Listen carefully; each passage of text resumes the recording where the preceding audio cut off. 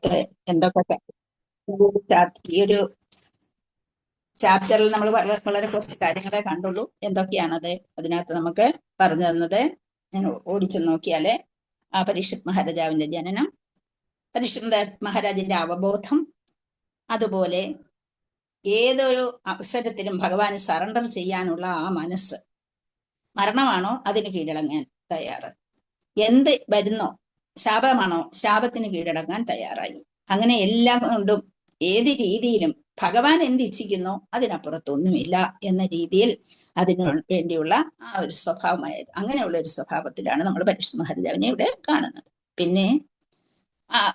പിന്നെ അടുത്ത ശ്ലോകത്തിലൊക്കെ പറയുന്നത് അദ്ദേഹത്തിന്റെ മഹത്തായ മരണത്തെക്കുറിച്ചും മരണത്തിന് തയ്യാറാകുന്നതിനെ കുറിച്ച് അതുപോലെ പിന്നെ ഭഗവത് വിഷയങ്ങളിൽ അദ്ദേഹത്തിന് എത്രമാത്രം താല്പര്യമുണ്ടായിരുന്നു. അദ്ദേഹം ഓരോ നിമിഷവും ചിന്തിച്ചത് എന്തിനെ കൊണ്ടായിരുന്നു? ആഹാരം വേണ്ട, ജലം വേണ്ട, ഒന്നും വേണ്ട, ഭഗവത് സംബന്ധിയായ വിഷയങ്ങളെ കുറിച്ച് ശുകദേവ ഗോസ്വാമിക്ക് പോലും കാരുണ്യം തോന്നിയിട്ട്, ഒന്നും വെള്ളം പോലും കുടിക്കാതെ ഇത്രയും ദിവസമായിട്ടിരിക്കുന്നത് കണ്ടിട്ട് വളരെയധികം സങ്കടം തോന്നിയിട്ട് അദ്ദേഹം ഓരോ കാര്യങ്ങളും ചുരുക്കാൻ നോക്കും.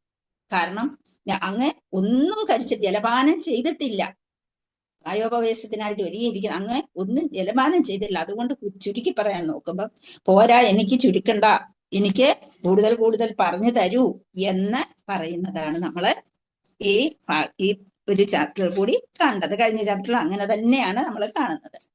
അപ്പം അതുപോലെ പിന്നെ നമ്മൾ കാണുന്നത് പരീക്ഷിത് മഹാരാജാവിന്റെ രാജ്യത്തെ കലിക്ക് ഒരിക്കലും തന്നെ ഫ്ലറിഷ് ചെയ്യാൻ കഴിയുമായിരുന്നില്ല. പക്ഷേ അത് കഴിഞ്ഞിട്ട് കലിയുഗമാണ്, കലിയിലുള്ള ഗുഡ് ക്വാളിറ്റിയെ അദ്ദേഹം സ്വീകരിച്ച് കാണുകയും ചെയ്തു. പിന്നെ ഭക്തന്മാരുടെ അടുത്തും, എന്തുകൊണ്ട് ഭക്തന്മാരുടെ അടുത്തും അതുപോലെ ഭഗവത് കഥകൾ പറയുന്നിടത്തും ആർക്ക് ഒരിക്കലും കലിക്ക് ഫ്ലറിഷ് ചെയ്തു പോകാൻ കഴിയുകയില്ല എന്ന് അദ്ദേഹത്തിന് അറിയാമായിരുന്നു. അതുകൊണ്ട് തന്റെ രാജ്യത്തെ ഒരു ഭക്തരുടെ രാജ്യമാക്കി മാറ്റാൻ അദ്ദേഹം ശ്രമിക്കുകയും ചെയ്തു. അങ്ങനെ ഓരോ രീതിയിലും ശ്രവണത്തിലേക്ക് ഇമ്പോർട്ടൻസ് കൊടുത്തുകൊണ്ട് ശ്രവണം, കീർത്തനം, വിഷ്ണുസ്മരണം, പാദസേവനം, അർച്ചനം, വന്ദനം, ദാസ്യം, സഖ്യം, ആത്മനിവേദനം, ഈ രീതിയിൽ ആൾക്കാരെ മുന്നോട്ട് കൊണ്ടുപോകണം. അതിലെ ആദ്യത്തെ 3-4 പദവിയിലെങ്കിലും തന്റെ രാജ്യത്തിലെ ജനങ്ങളെ പിടിച്ചു നിർത്തണം എന്ന് അദ്ദേഹം ആഗ്രഹിക്കുകയും അതിന് തക്കതായി പ്രയത്നിക്കുകയും ചെയ്തു. വെറും ആഗ്രഹം കൊണ്ട് കാര്യമില്ലല്ലോ, അതിന് തക്ക പോലെ പ്രവർത്തിക്കുകയും ചെയ്തതായിട്ട് നമ്മൾ കണ്ടു. ഹരേ കൃഷ്ണ. നമ്മൾ ഇനിയും 11ാം ശ്ലോകത്തിലേക്ക് കടക്കുകയാണ്.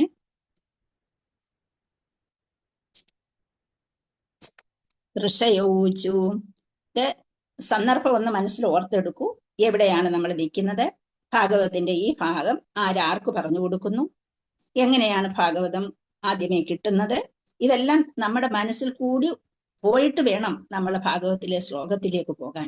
ഏത് ചാപ്റ്ററാണ്, ആരാണ്, ആർക്ക് പറഞ്ഞു കൊടുക്കുന്ന അവസരമാണ് എന്നെങ്കിലും നമ്മൾ ചിന്തിക്കുക. എന്നിട്ട് വേണം നമ്മൾ ഭാഗവത്തിലെ ഒരു ശ്ലോകത്തിലേക്ക് കടക്കുമ്പോൾ നമ്മുടെ മനസ്സിൽ മറ്റൊന്നും ഉണ്ടാകരുത്. ഭഗവാനായിട്ടിരിക്കുന്നത് ഭാഗവതമാണ്. ഇവിടെ നമ്മുടെ മുമ്പിൽ ഭഗവാൻ ഇരിക്കുന്നു, ഭാഗവതം ഇരിക്കുന്നു. ആ ഭാഗവതത്തിലേക്കാണ് നമ്മൾ കടക്കുന്നത്. അതുപോലെ അതിലെ സന്ദർഭം ഏതാണ് എന്നുള്ളത് ഞാൻ നേരത്തെ പറഞ്ഞിട്ടുണ്ട്. ഭാഗവതത്തിൽ പറഞ്ഞിട്ടുള്ള കഥകളെല്ലാം നടന്നിട്ടുള്ള കഥകളാണ്, എക്സെപ്റ്റ് ഒരു ഭാഗം മാത്രം. അതെന്ത് കഥയാണെന്ന് ആർക്കെങ്കിലും പറയാമോ? അജാമിള മോക്ഷമല്ല. അജാമിള മോക്ഷത്തിന്റെ ഒരു ചെറിയ പങ്കെങ്കിലും നടന്നതാണ്. പിന്നെ നടക്കാത്തത് എന്താണ്? പുരഞ്ജനോപാഖ്യാനം പറഞ്ഞു കൊടുക്കുന്നുണ്ട്. പുരഞ്ജനോപാഖ്യാനം പറഞ്ഞു കൊടുത്തുകൊണ്ട് ആ ഒരു രാജാവിനെ ഒരു കഥകൾ പറഞ്ഞു. ഇത് അതുവരെയും എന്തില്ല, ഭഗവാനെ കുറിച്ചുള്ള ശരിക്കുള്ള അറിവില്ല. രാജ്യം ഭരിച്ചു പോകുന്നു, എല്ലാവിധ കാര്യങ്ങളും നിർവഹിക്കുന്നു, യാഗങ്ങളും യജ്ഞങ്ങളും എല്ലാം ചെയ്ത് മുന്നോട്ട് പോകുമ്പോൾ തൻ്റെ മക്കള് പോലും എന്ത് ചെയ്തു? ഭക്തിയിലേക്ക് അങ്ങ് അടിയുറച്ച് വീണു കഴിഞ്ഞു. ആര് പറഞ്ഞു കൊടുത്തിട്ട്? നാരദർ പറഞ്ഞു കൊടുത്തിട്ട്. അപ്പോഴും എന്ത് ചെയ്യുന്നു? ഇതെന്താണെന്നുള്ളതിനൊരു ഒരു അറിവ് വരാത്തത് കൊണ്ട് അങ്ങനെ പുരഞ്ജനോപാഖ്യാനം പറഞ്ഞു കൊടുത്തു. പുരഞ്ജൻ എന്ന് വെച്ചാൽ ഒരു വ്യക്തിയെ എടുത്തിട്ട് ആ വ്യക്തിയുടെ കാര്യങ്ങൾ ഇങ്ങനെ പറഞ്ഞു കൊടുക്കുന്നതായിട്ടൊക്കെ നമ്മൾ ഇനിയും കാണും. അതെ, പഠിക്കാൻ പോവുകയാണ്, അത് പഠിക്കും. അങ്ങനെ പുരഞ്ജനം ആ ഒരു ഇത് ഒഴിച്ചിട്ട്, ആ കഥ ഒഴിച്ച് ബാക്കി എല്ലാം നടന്നിട്ടുള്ള കഥകളും യഥാർത്ഥമായിട്ടുള്ള കഥകളുമേ ഭാഗവതത്തിൽ ഉള്ളൂ എന്ന് നമ്മൾ വിശ്വസിച്ചുകൊണ്ട്, ഭാഗവതത്തെ പൂർണ്ണമായി വിശ്വസിച്ചുകൊണ്ട്, ഭഗവാനെ തന്നെയാണ് എന്ന് വിശ്വസിച്ചുകൊണ്ട് വേണം നമ്മൾ ഭാഗവതം പഠിക്കാനായിട്ട്. അങ്ങനെയുള്ളവർക്ക് ഭാഗവതം ശരിക്കും മനസ്സിലാകും. അല്ലാത്തവർക്ക് ഭഗവാൻ എന്തുദ്ദേശിക്കുന്നു എന്ന് നമുക്കറിയില്ല. ഓരോ ശ്ലോകവും പഠിക്കുമ്പോൾ ഭഗവാന്റെ കാര്യം നമ്മുടെ മനസ്സിലേക്ക് വന്ന് കയറുന്നില്ല എങ്കിൽ നമ്മൾ ഇത് എടുത്തു വെച്ച് വായിക്കുന്നത് വെറും യാന്ത്രികമായി പോകും എന്ന് നമ്മൾ ശ്രദ്ധിക്കണം. അപ്പോഴേ നമ്മുടെ മനസ്സിലെ കെട്ടഴിക്കാൻ നമ്മൾ ശ്രമിക്കണം. മനസ്സിലെ കെട്ടെന്ന് പറഞ്ഞാൽ എന്താണ്? നമ്മുടെ മനസ്സിൽ ഒരുപാട് ചിന്തകളുണ്ട്. ആ മനസ്സിലെ ആ കെട്ടഴിച്ചിട്ട് വേണം നമ്മൾ ഭാഗവത്തിലേക്ക് കടക്കാൻ എന്ന് പറഞ്ഞാൽ, ഭഗവാനെ നമ്മൾ ആരാണെന്ന് അറിയുക. നമ്മൾ ആരാണ് യഥാർത്ഥത്തിൽ നമ്മൾ ആരാണ്? ഭഗവാന്റെ ദാസന്മാർ. നാഹം വിപ്രോനജ നരപതിർനാഹി വൈശ്യോന ശൂദ്രോ, അല്ലേ? അപ്പൊ അങ്ങനെ വരുമ്പോ നമ്മൾ ആരാണ്? നമ്മൾ അതൊന്നും അല്ല. പക്ഷേ നമ്മളെ ആരാണെന്ന് പറയണം? നമ്മൾ ഭഗവാന്റെ സേവകന്മാരാണ് എന്ന്. നാഹം വിപ്രോനജ നരപതിർനാഹി അപ നാനി വൈശ്യോന ശൂദ്രോ നാഹം വർണ്ണീന ജഗ്രഹപതിർ നോ വനസ്തോ യതിർവ. പിന്നെ ആരാണ് നമ്മളെ? കിന്തു പ്രോത്യൻ നിഖില പരമാനന്ദമൂർത്തേർ ഓവേ ഭർത്തൃപാദകമലയോർ ദാസദാസാനുദാസ. ദാസദാസാനുദാസന്മാരാണ് ആരുടെ? ഓവേ ഭർത്തൃപാദകമലത്തിലെ. അപ്പൊ ഞാന് ഈ കാണുന്നതൊന്നുമല്ല ഞാൻ. പിന്നെ ആരെയാണ് ഞാൻ? ഓവേ ഭർത്തൃപാദകമലയോ ദാസദാസാനുദാസനാണ് എന്ന് മനസ്സിലാക്കിക്കൊണ്ട് നമ്മൾ ആരെ പ്രാർത്ഥിക്കുക? ആരെ ഓർക്കുക? ജലധര ശശിവർണൗ ഗോപവേഷൗ കിശോരൗ സഹചര ഗണവൃന്ദൈർ ക്രീഡമാണൗ ബ്രജേശൗ നടവരജിതവേഷൗ നീലപീതാംബരാഠ്യൗ ജഗത ജനനഹേതൗ രാമകൃഷ്ണൗ നതോസ്മി. ആ രാമകൃഷ്ണന്മാരെ പ്രാർത്ഥിച്ചുകൊണ്ട് നമ്മളെ എങ്ങനെയാണോ ഭഗവാൻ ജലധര ശശിവർണത്തിൽ, അങ്ങനെ ഗോപവേഷത്തിൽ, കിശോര രൂപത്തിൽ, എന്താണ് സഹചര ഗണവൃന്ദയർ, കൂടെ എന്തുണ്ട്? ഇഷ്ടംപോലെ കൂട്ടുകാര്. സഹചര ഗണവൃന്ദയർ. എന്താണ് അദ്ദേഹത്തിന് ഏറ്റവും ഇഷ്ടമായിട്ടുള്ളത്? ക്രീഡമാണൗ ബ്രജേശവും. ആ വ്രജത്തിലെ ക്രീഡയ്ക്ക് ഏറ്റവും ഇഷ്ടപ്പെടുന്ന ആ ഭഗവാൻ നടവരജിതവേഷവും. എങ്ങനെയാണ് വന്നിരിക്കുന്നത്? നടവരജിതവേഷത്തിലാണ്, നടവര വേഷത്തിലാണ് വന്നിരിക്കുന്നത്. പിന്നെയോ കൂടെ നിൽക്കുന്ന ആളോ നീലപീതാംബരാഠ്യവും, നീലവസ്ത്രങ്ങളും ധരിച്ച്, പീതാംബരപ്പെട്ടുടുത്തി, ഇദ്ദേഹം ഒരു ഭാഗത്ത് നീലവസ്ത്രം ധരിച്ച്, ഇദ്ദേഹം ഒരു അങ്ങനെ ആ രാമകൃഷ്ണന്മാരെ നമസ്കരിച്ചുകൊണ്ട് നമുക്ക് ഭാഗവതം പഠിച്ചാൽ നമ്മുടെ ആ ഭാഗവതം നമ്മുടെ മനസ്സിലേക്ക് കയറും എന്നുള്ളതാണ് നമ്മൾ മനസ്സിലാക്കേണ്ടത്. ഹരേ കൃഷ്ണ. ഋഷയോചു സൂതജീവ സമാസൗമ്യ ശാശ്വതീർ വിശദം യശഃ യസ്ത്വം ശംസസി കൃഷ്ണസ്യ മർത്യാനാമൃതം ഹീനഃ. സൂതജീവ സമാസൗമ്യ യസ്ത്വം ശംസസി കൃഷ്ണസ്യ മർത്യാനാമൃതം ഹീനഃ. സൂതജീവ സമാ സൗമ്യ. വാക്കുകളെല്ലാം ഈസി ആയിട്ടുള്ളതാണ്, അല്ലേ? ഋഷിമാര് പറഞ്ഞു, ശ്രേഷ്ഠന്മാരായ ഋഷിമാര് പറഞ്ഞു. എന്താണ്? സൂത, ഹേ സൂത എന്ന് വിളിക്കുകയാണ്. സൂത ജീവസമാ, അങ്ങേക്ക് ഞങ്ങൾ ദീർഘായുസ് നേരുന്നു. കണ്ടോ, വന്നിരിക്കുന്നവരും അതുപോലെ പ്രധാനപ്പെട്ടവരാണ്. അങ്ങേക്ക് ഞങ്ങൾ ദീർഘായുസ് നേരുന്നു. എങ്ങനെ? സൗമ്യ, ഏറ്റവും സൗമ്യനായ ഒരു ഗുരുക്കന്മാരുടെ ലക്ഷണമാണ് അവിടെ പറഞ്ഞിരിക്കുന്നത്. ഗുരുവായിട്ടുള്ള ശാശ്വതീർ വിശദം യശഃ. ശാശ്വതി നമുക്കെല്ലാം അറിയാം, ശാശ്വതമായിട്ടുള്ളത്. വിശദം എന്ന് പറഞ്ഞാൽ വിശേഷിച്ചിട്ടുള്ളത്. അത് മലയാളത്തിലുള്ളതാണല്ലോ. യശഃ, അതും നിങ്ങൾക്കറിയാം. യശസ്. ഓരോ വാക്കും എടുക്കുമ്പോൾ അറിയാമോ എന്നുള്ളത് ശ്രദ്ധിച്ച് വേണം നമ്മൾ മുന്നോട്ട് പോകാൻ. പിന്നെ യസ്ത്വം, യസ്ത്വത്തെ നമ്മൾ പിരിക്കണം. യഹ പ്ലസ് ത്വം ആണ് യസ്ത്വം. യസ്ത്വം ശംസസി. ശംസസി എന്ന് വെച്ചാൽ വളരെ നല്ല പെരുമാറ്റത്തോടുകൂടി സംസാരിക്കുന്നു. കാരണം അഹങ്കാരത്തിന്റെ ലാഞ്ചന പോലും ഇല്ലാതെ വളരെ സൗമ്യമായി സംസാരിക്കുന്നു. ഹൃദ്യമായി, കേൾക്കാൻ ഇഷ്ടപ്പെടുന്ന രീതിയിൽ ഹൃദ്യമായി സംസാരിക്കുന്നു. കൃഷ്ണസ്യ, എന്താണ് സംസാരിക്കുന്നത്? ഭഗവാനെ കുറിച്ച്. കൃഷ്ണസ്യ, ശ്രീകൃഷ്ണ ഭഗവാനെ കുറിച്ച്. മർത്യാനാം, പിന്നെ ആരെ കുറിച്ചും പറയുന്നുണ്ട്? മർത്യരെ കുറിച്ചും പറയുന്നുണ്ട്. അമൃതം, ജീവിതത്തിന്റെ അനശ്വരതയെ കുറിച്ച്. ഹി എന്ന് പറഞ്ഞാൽ നിശ്ചയമായിട്ട്. നഹ, നമ്മുടെ. യസ്ത്വം ശംസസി കൃഷ്ണസ്യ മർത്യാന അമൃതം ഹി നഹ എന്ന് പറയുന്നത്. അപ്പൊ അവിടെ സൂതജീവ സമാസൗമ്യ ശാശ്വതീർവിശദം യശഃ യസ്ത്വം ശംസസി കൃഷ്ണസ്യ മർത്യാനാം അമൃതം ഹീനഃ. ഹരേ കൃഷ്ണ. ശ്ലോകം വായിച്ചോളൂ. രേഷ്ണമാതാജി വായിച്ചിട്ട്. വാസുദേവായ. ശ്ലോകം 11.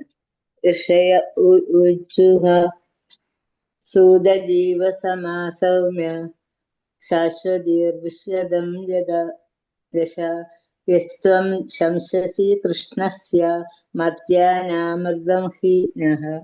ഹരേ കൃഷ്ണ മാതാജി. ഹരേ കൃഷ്ണ മാതാജി. വേറെ മാതാജി വായിക്കുന്നു പറഞ്ഞു. ഹരേ കൃഷ്ണ മാതാജി. ഋഷയോജോ. ഓം നമോ ഭഗവതേ വാസുദേവായ. ഓം ഗുരുഭ്യോ നമഃ.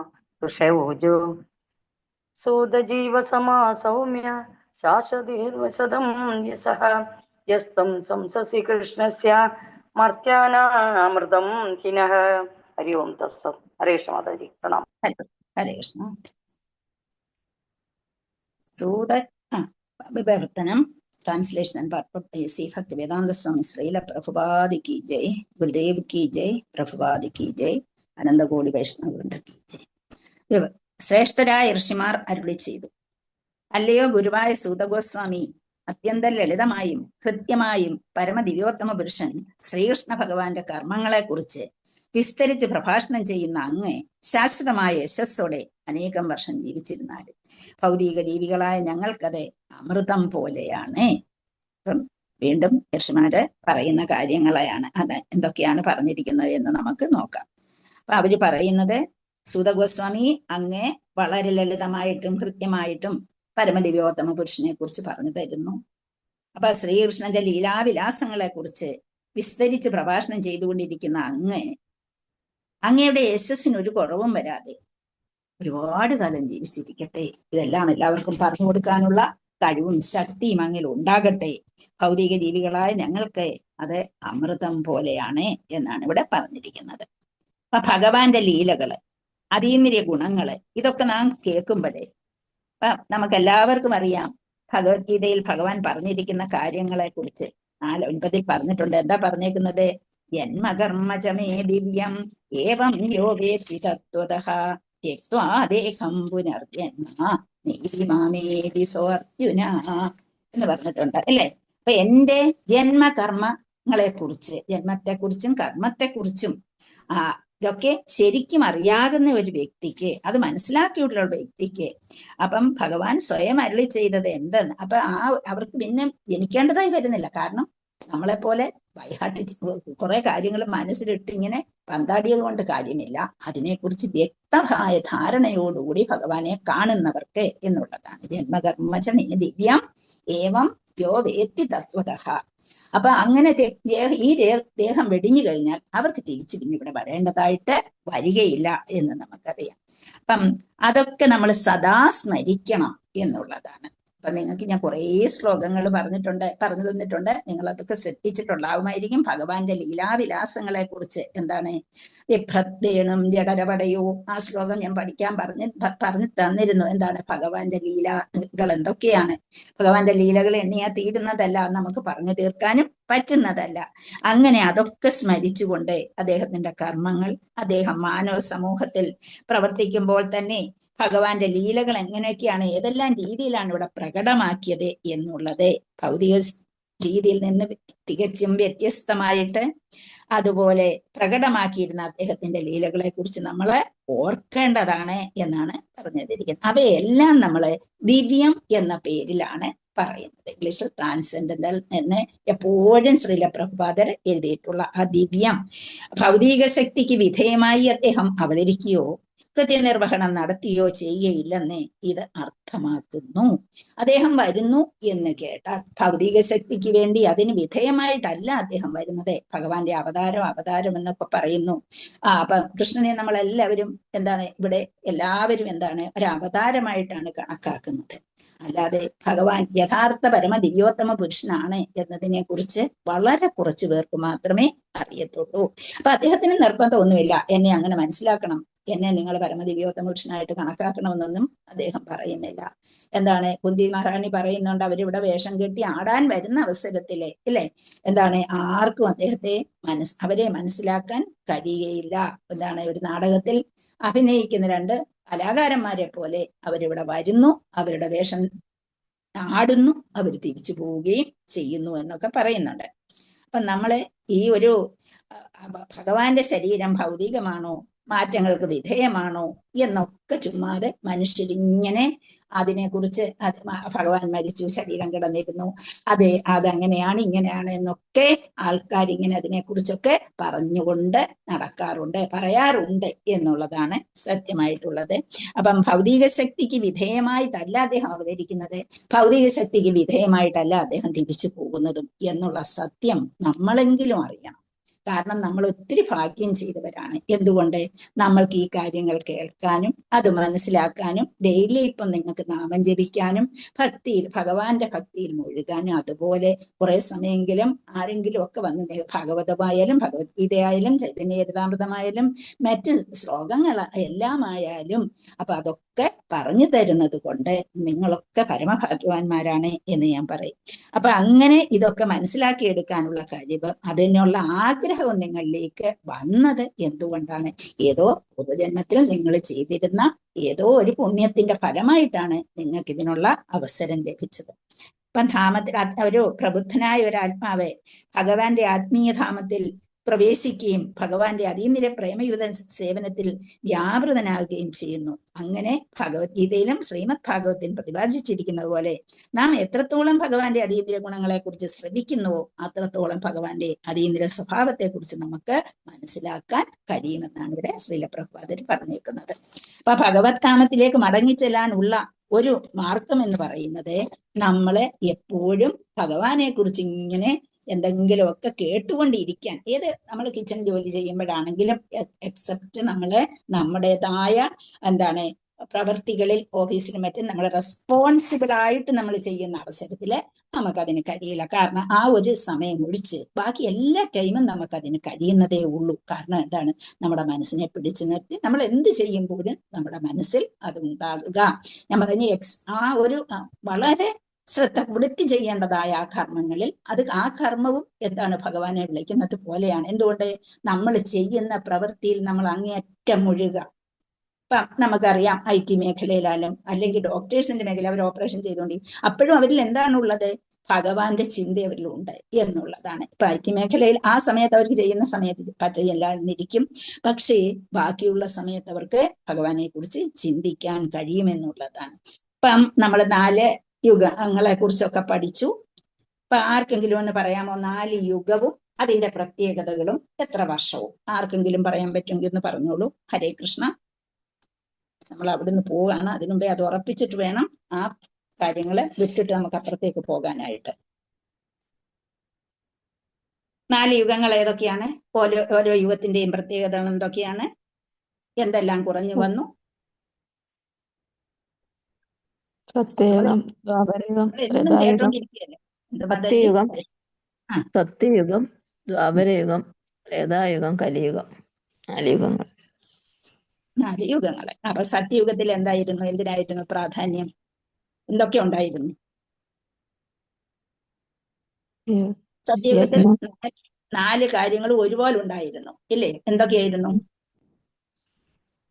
ശൗചം, തപസ്, ദാനം, ധർമ്മം, സത്യം. ദാനമല്ല, ദയ, സത്യം. തപസ്, ശൗചം, ദയ, സത്യം. ഇത് 4 അവിടെ ഉണ്ടായിരുന്നു. ഇതീ പാദകൃതേ കൃതാഹ എന്നാ പറയുന്നത്. തപശൗചം ദയാസത്യം ഇതീ പാദകൃതേ കൃത. ഇതിന് നിങ്ങൾ എത്ര ദിവസം കൊണ്ട് പഠിക്കുകയാണ്. അപ്പൊ ഇത്രയും നമുക്ക് അറിഞ്ഞുകൂടാ എന്ന് പറഞ്ഞാൽ നമ്മൾ നമ്മളെ തന്നെ വഞ്ചിക്കുന്നത് പോലെയാണ്. വെറുതെ ബുക്ക് എടുത്തു വെച്ചുകൊണ്ടിരുന്നു എന്ന് പറയുന്ന പോലെയാണ് അല്ലേ? അപ്പൊ അതുകൊണ്ട് ഈ 4 കാര്യമെങ്കിലും സത്യയുഗത്തിൽ 4 ഉണ്ടായിരുന്നു അല്ലേ? അപ്പം ഇനി പിന്നെ അടുത്ത യുഗം ത്രേതായുഗമാണ് അല്ലേ? അപ്പൊ ത്രേതായുഗത്തിൽ എന്തു കുറഞ്ഞു? സത്യം കുറഞ്ഞു. ഇല്ല, സത്യം നമുക്ക് കുറഞ്ഞില്ല. ത്രേതായുഗത്തിൽ വന്നപ്പോഴത്തേക്ക് എന്താണ് ശൗചം, ദയ, അവിടെ കുറഞ്ഞു. തപസ്. എന്താണ്? ചാരിറ്റി കുറഞ്ഞു അല്ലേ? അപ്പൊ ആ ഒരു ദയക്ക് അപ്പൊ അവിടെ കുറവ് സംഭവിച്ചു. സോറി, ദയ കുറഞ്ഞില്ല. എന്താണ്? ക്ലെൻലിനെസ് അല്ലെങ്കിൽ എന്താണ് ആ ഡ്രിങ്കിങ് ഹാബിറ്റ്, ദയ, അവിടെ ഒരു ശൗചത്തിനാണ് കുറവ് സംഭവിച്ചത് എന്ന് പറയുന്നു. ചാരിറ്റി, മറ്റുള്ളവരെ കൂടി ഒരുപോലെ കൊണ്ടുപോകാനുള്ള ആ ഒരു ഇത് അല്പം കുറഞ്ഞു. ദ്വാപരയുഗം വന്നപ്പോഴത്തേക്കോ കാരുണ്യം അവിടെ ഉണ്ടായിരുന്നു, സത്യസന്ധതയും ഉണ്ടായിരുന്നു അല്ലേ? അവിടെ വന്നപ്പോഴത്തേക്ക് ദ്വാപരയുഗത്തിൽ അപ്പൊ ആ തപസ്സും ഇല്ലാതെയായി. പിന്നെന്താണ്? ആ ശൗചത്തിന് തന്നെ കുറവ് സംഭവിച്ചു അല്ലെ? അതും കുറഞ്ഞു. പിന്നെ കലിയുഗമായപ്പോഴത്തേക്ക് ഇത് മൂന്നും കുറഞ്ഞു. പിന്നെ എന്ത് മാത്രമേ ഉള്ളൂ? സത്യം മാത്രം അല്പാൽപമായി നിലനിൽക്കുന്നു എന്നുള്ളതാണ്. അപ്പൊ കലിയുഗം എന്ന് പറയുന്നത് എത്ര വർഷമുണ്ട്? 4,02,000. 4,32,000 വർഷമുണ്ട് കലിയുഗം എന്ന് പറയുന്നത്. 4,32,000 വർഷം. ദ്വാപരയുഗം എന്ന് പറയുന്നതോ അതിന്റെ ഇരട്ടി. എളുപ്പം കണ്ടുപിടിക്കാൻ പറ്റുന്നതാണ് കലിയുഗത്തിന്റെ ഇരട്ടി. 8,64,000 വർഷം അല്ലെ? ത്രേതായുഗമോ ഇൻറ്റു 3 അല്ലെ? അപ്പൊ എത്രയാണ്? കലിയുഗത്തെ ഇൻറ്റു 3 എന്താണ്? 12,03,12 അല്ലെ? അപ്പൊ നമുക്ക് എളുപ്പമാണ് മൾട്ടിപ്ലൈ ചെയ്തെടുക്കാനായിട്ട്. 4 ലക്ഷമാണ് ഇവിടെ ഉണ്ടായിരുന്നെങ്കിൽ ത്രേതായുഗമായപ്പോഴത്തേക്കും 12,96,000 വർഷങ്ങൾ ഉണ്ടായിരുന്നു. ഇനി സത്യയുഗം ആകുമ്പോൾ നമ്മൾ കണ്ടുപിടിക്കുന്നത് എങ്ങനെയാണ്? 4 × 4 അല്ലെ? 4 ഇരട്ടി. അപ്പൊ എത്രയാണ് അവിടെ വരുന്നത്? സത്യയുഗത്തിലെ 17,21,000 വർഷം ഉണ്ടായിരുന്നു. അപ്പൊ നമ്മളിങ്ങനെ കണ്ടുപിടിക്കണം. അപ്പൊ ഇത് എന്താണ്? അപ്പൊ 4 കാര്യങ്ങൾ എന്തൊക്കെയാണെന്ന് മനസ്സിലാക്കി വെക്കണം. എന്തൊക്കെയാണ്? ട്രൂത്ത്ഫുൾ, ഓസ്റ്റെരിറ്റി, ക്ലെൻലിനെസ് എന്ന് പറയുന്നതാണ് ഞാനിവിടെ ചാരിറ്റി എന്ന് പറഞ്ഞത്. മനസ്സിലായോ? ആ ഒരു ശൗചം. അപ്പൊ അവിടെ ഓസ്റ്റെരിറ്റി ഉണ്ടായിരുന്നു, ക്ലെൻലിനെസ് ഉണ്ടായിരുന്നു, മെഴ്സി ഉണ്ടായിരുന്നു, ട്രൂത്ത്ഫുൾനെസ്സും ഉണ്ടായിരുന്നു. ഈ 4 ഫസ്റ്റ് യുഗത്തില്, സത്യയുഗത്തില്. അപ്പൊ ഇനി നമ്മളത് എപ്പോ ചോദിച്ചാലും നമ്മുടെ മനസ്സിൽ ഇത് വേണം. കാരണം നിങ്ങൾ ഇപ്പൊ ഇത്രയും ശ്ലോകങ്ങൾ പഠിച്ചു കഴിഞ്ഞു. ഇനി അത് മറക്കുക എന്ന് പറഞ്ഞാൽ വളരെ കഷ്ടമാണ്. നമ്മള് ഭഗവാൻ ഓരോ യുഗത്തിനും ഓരോ പ്രത്യേകത കൊടുത്തിട്ടുണ്ട്. ഓരോ യുഗത്തിലും ചെയ്യേണ്ടതായ കാര്യങ്ങളുണ്ട്. എന്താണ് ഒരു ഭക്തൻ ചെയ്യേണ്ടതിനെ കുറിച്ച് പറയുന്നുണ്ട്. അപ്പൊ ഭഗവാൻ പോലും എന്താണ് ചെയ്യുന്നത്? ആരെങ്കിലും എന്തെങ്കിലും ഒന്ന് ചെയ്താൽ ഭഗവാൻ പോലും അതിന് നന്ദി പ്രകാശിപ്പിക്കാറുണ്ട്. അല്ലാതെ നമ്മൾക്ക് കിട്ടുന്നത് നമ്മുടെ മിടുക്കാണ് എന്നൊരിക്കലും കാണരുതേ എന്നും, ചെയ്യുന്നതൊക്കെയും ഭഗവത്മയമായി കാണണമെന്നുമാണ് പറയുന്നത്. അപ്പൊ കിട്ടുന്നതൊക്കെയും ഭഗവാന്റെ കാരുണ്യമായിട്ട് നമ്മൾ കാണണം എന്നുള്ളതാണ്. അപ്പൊ നമ്മള് പല ഭക്തന്മാരെ കുറിച്ചും ഒക്കെ നമ്മൾ എപ്പോഴും പറയുന്നതാണ്. അംബരീഷ മഹാരാജാവിനെ കുറിച്ചൊക്കെ, പൃഥു മഹാരാജാവിനെ കുറിച്ച്. പൃഥു മഹാരാജൊക്കെ എത്ര ഇതായിട്ടാണ് ഭഗവാനെ കുറിച്ച്, ഭഗവാൻ കൊടുത്തിട്ടുള്ള ഓരോ എന്താണ് നമുക്ക് തന്നിട്ടുള്ള കാര്യങ്ങളെ കുറിച്ച് അവരൊക്കെ എത്രയോ കാര്യമായിട്ടാണ് കണ്ടിരുന്നത് എന്ന് നമ്മൾ ഓരോ ശ്ലോകങ്ങൾ പഠിക്കുമ്പോഴും നമുക്കറിയാൻ കഴിയും. രാജാവായിരുന്നു ആരെ? അംബരീഷ മഹാരാജ. എന്നിട്ട് പോലും അദ്ദേഹം എന്ത് ചെയ്തു? അദ്ദേഹത്തിന്റെ ഓരോ പ്രവൃത്തികളും ഭഗവാന്റേതായിട്ട് ഒഴിഞ്ഞു വെച്ചു എന്ന് നമുക്കറിയാം. ആ ശ്ലോകമൊക്കെ ഞാൻ പല പ്രാവശ്യം പറഞ്ഞിട്ടുണ്ട്. സവൈ മന കൃഷ്ണപദാരവിന്ദയോ. അപ്പൊ എങ്ങനെയാണ് അവര് ഓരോ കാര്യങ്ങളും നിർവഹിച്ചിരുന്നത് എന്നുള്ളത് എന്താണ്? വാക്കുകളിൽ സവൈ മന കൃഷ്ണപദാരവിന്ദയോർ വചാംസി വൈകുണ്ഠ ഗുണാനുവർണ്ണനെ. അപ്പൊ നമ്മൾ ഓരോ ഇന്ദ്രിയങ്ങളും നമ്മൾ ഭഗവാന്റെ സേവനത്തിൽ അർപ്പിച്ചുകൊണ്ട് അവരൊക്കെ ഭക്തന്മാരൊക്കെ കഴിഞ്ഞിരുന്നു എന്നുള്ളത്. ഇവിടെ ഇപ്പം നമ്മള് ഓരോ ഗുരുവൻ ആയിരിക്കുന്ന സൂതഗോസ്വാമി ഇതെല്ലാം പറഞ്ഞു കൊടുത്തവരെ പ്രാപ്തരാക്കി മാറ്റണം എന്നുള്ളതാണ് അവിടുത്തെ ഋഷിമാരെ ആഗ്രഹിച്ചത്. കൂടാതെ ഇനി ഈ കലിയുഗം പുരോഗതി പ്രാപിക്കുകയാണ്. ഈ പുരോഗതി പ്രാപിക്കുന്ന കലിയുഗത്തിൽ എന്തെല്ലാം മാറ്റങ്ങൾ വരാം, എന്തെല്ലാം സംഭവിക്കാം, നമ്മൾ ഇന്ന് കണ്ടുകൊണ്ടിരിക്കുകയാണ്. അപ്പൊ ഇനിയും എന്തെല്ലാം സംഭവിക്കാനുണ്ട് എന്നുള്ളത് നമ്മൾ ഭാഗവത്തിൽ നിന്ന് വായിച്ചിട്ടുണ്ട്. അപ്പൊ അതുകൊണ്ട് അതെല്ലാം പറഞ്ഞു കൊടുത്ത് മനസ്സിലാക്കണം എന്നാണ് ഈ ശ്ലോകത്തിൽ കൂടി ഋഷിമാര് ആഗ്രഹിക്കുന്നത്. അപ്പൊ അതിന്റെ ഒരു വഞ്ചിയായിട്ട് എടുക്കുന്ന ഭഗവാന്റെ ലീലകള്, ഭഗവാന്റെ കഥാശ്രവണങ്ങള്, അതൊക്കെ പറഞ്ഞുകൊടുത്ത് ഭഗവാനെ എന്ത് ചെയ്യണം, ജനങ്ങളെ എന്ത് ചെയ്യണം, ഭഗവാന്റെ ലീലയിലേക്ക് അടുപ്പിക്കണം, ഭഗവാനിലേക്ക് അടുപ്പിക്കണം എന്നാണ് അവര് ആഗ്രഹിച്ചത്. ഓക്കെ, ശ്ലോകം 12. കർമ്മണ്യസ്മിന്നനാശ്വാസേ ധൂമധൂമ്രാത്മനം ഭവൻ അപായേതി ഗോവിന്ദ പാദപദ്മാസവം മധു കർമ്മണ്യസ്മിന്നനാശ്വാസേ ധൂമധൂമ്രാത്മനം ഭവൻ ആപയതി ഗോവിന്ദ പാദപദ്മാസവം മധു. കർമ്മണി അസ്മിൻ അനാശ്വാസി, 3 വാക്കുകളാണ്. കർമ്മണി കർമ്മത്തെ സംബന്ധിച്ച്, നാം ചെയ്യുന്ന അനുഷ്ഠാനങ്ങളെയൊക്കെ സംബന്ധിച്ച്. അസ്മിൻ എന്ന് പറഞ്ഞാൽ ഇത്, ഈ എന്നൊക്കെ പറയുന്നതാണ് അസ്മിൻ. അനാശ്വാസി എന്ന് വെച്ചാൽ ഒരു നിശ്ചിതമല്ലാത്ത വ്യവസ്ഥിതി.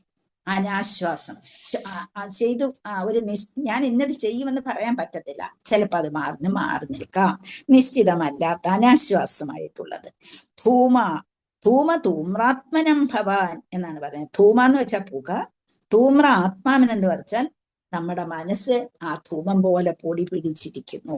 ധൂമ്രാത്മനം, പുക, ധൂമാമ്രാത്മനം കളങ്കപ്പെട്ട ശരീരവും മനസ്സും. നമ്മുടെ മനസ്സെല്ലാം അങ്ങനെയാണ്. നമ്മളെല്ലാവരും കളങ്കപ്പെട്ട മനസ്സോട് കൂടിയവരാണ്. എന്തുകൊണ്ട് അങ്ങനെ പറയാം? ആർക്ക് പറയാം നമ്മുടെ മനസ്സ് കളങ്കമാണെന്ന്? നമുക്ക് പറയാൻ ഇഷ്ടമുണ്ടോ അങ്ങനെ പറയാന്? പക്ഷെ പറയുന്നു. എന്തുകൊണ്ട്? കളങ്കപ്പെട്ട മനസ്സോട് കൂടിയതാണ് നമ്മളെന്ന് പറയാൻ നമുക്ക് ഇഷ്ടമുണ്ടോ? ഇല്ല. പക്ഷെ അങ്ങനെയാണ് ഇവിടെ പറഞ്ഞിരിക്കുക, അങ്ങനെയാണ് നമ്മൾ പറയുന്നത്, അല്ലേ? ഭവാൻ എന്ന് വെച്ചാൽ അങ്ങ്, അപായയതി എന്ന് വെച്ചാൽ വളരെ ഹൃദ്യമായിട്ടുള്ളത്, വളരെ ശുദ്ധമായിട്ടുള്ളത്, വളരെ പൂർണ്ണമായിട്ടുള്ളത്. അപായയതി ഗോവിന്ദ എന്ന് വെച്ചാൽ വളരെ ഹൃദ്യമായിട്ടുള്ള ഗോവിന്ദ പരമദിവ്യോത്തമ കൃഷ്ണായ ഭഗവാൻ. പാദങ്ങൾ, പത്മാസവം എന്ന് വെച്ചാൽ താമരപ്പൂവിന്റെ മണം മാതിരി, താമരപ്പൂവിന്റെ അമൃതം മാതിരി. മധു, അത് പത്മാസനം, മധു എന്ന് വെച്ചാൽ നമുക്കറിയാം തേൻ. അപ്പം കർമ്മണി അസ്മിൻ അനാശ്വാസി ധൂമ്രാത്മനം ഭവാൻ ആപായേതി ഗോവിന്ദ പാദ പത്മാസവം മധു. വായിച്ചോളൂ. ഹരേ കൃഷ്ണ. കൃഷ്ണ. നമോ ഭഗവതേ വാസുദേവായ. ഗുരുഭ്യോ നമഃ. കൃഷ്ണ. കർമ്മണ്യസ്മിന്നനാശ്വാസേ ധൂമ്രാത്മനം ഭവാൻ ആപായേതി ഗോവിന്ദ പാദപദ്മാസവം മധു. Hare Krishna Mataji. Thank you Mataji. Thank you Mataji. Hare Krishna. ഇപ്പൊ പ്രഭുക്കന്മാരാരും വായിക്കുന്നില്ലേ? ഇപ്പൊ ശശികുമാർ പ്രഭു ഒന്നും കേറുന്നില്ലയോ? ആരും ഇല്ലേ? ആരും വരുന്നില്ല.